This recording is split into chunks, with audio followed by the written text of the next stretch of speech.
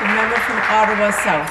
Thank you very much, Madam Speaker. It's my pleasure to rise today and speak to Bill 189, an act to proclaim Eating Disorders Awareness Week. And I'd like to congratulate the member from Sudbury for bringing this initiative forward. Eating disorders are complex conditions that often leave people feeling isolated and misunderstood. They are pernicious and persistent, and tragically, in most cases, or in many cases, they are the most fatal of all mental illnesses. As a parent of a child who's recovered from an eating disorder, I know that creating greater awareness is critical to supporting individuals and families and loved ones coping with an eating disorder. Our daughter Kirsten's experience with an eating disorder was a very challenging time for her and for our family. She struggled with anorexia and the mental as well as physical effects that it produces.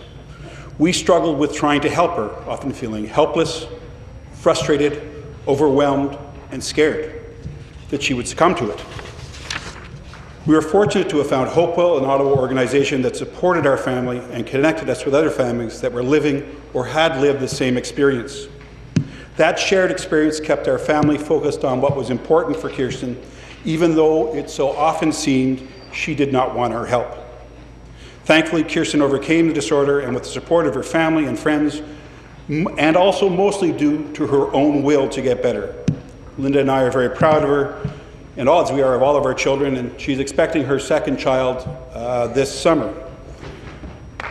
Eating disorders are not well understood in our society, and they are often treated casually by others, the subject of offhand remarks or thoughtless jokes. We need to eliminate the stigma that those suffering from eating disorders face, to counter the stereotypes and create better awareness for public and for professionals supporting those with eating disorders. We need to understand and address the societal causes that lie at the root of eating disorders, our own perceptions and prejudices about eating disorders and the body image pressures from external sources like media to achieve a perceived beauty ideal.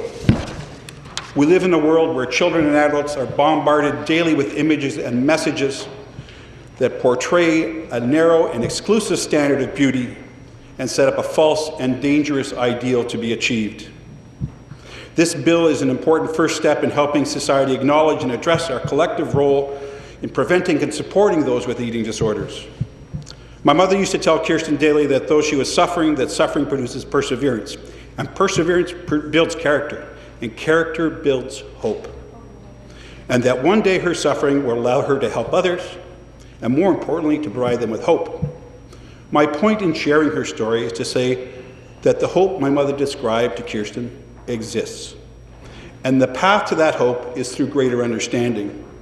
And we can only achieve that understanding through greater awareness, and that is exactly what this bill sets out to achieve. I am proud to give it my full support and would urge my colleagues on all sides to do the same. Thank you very much, Mr. Speaker.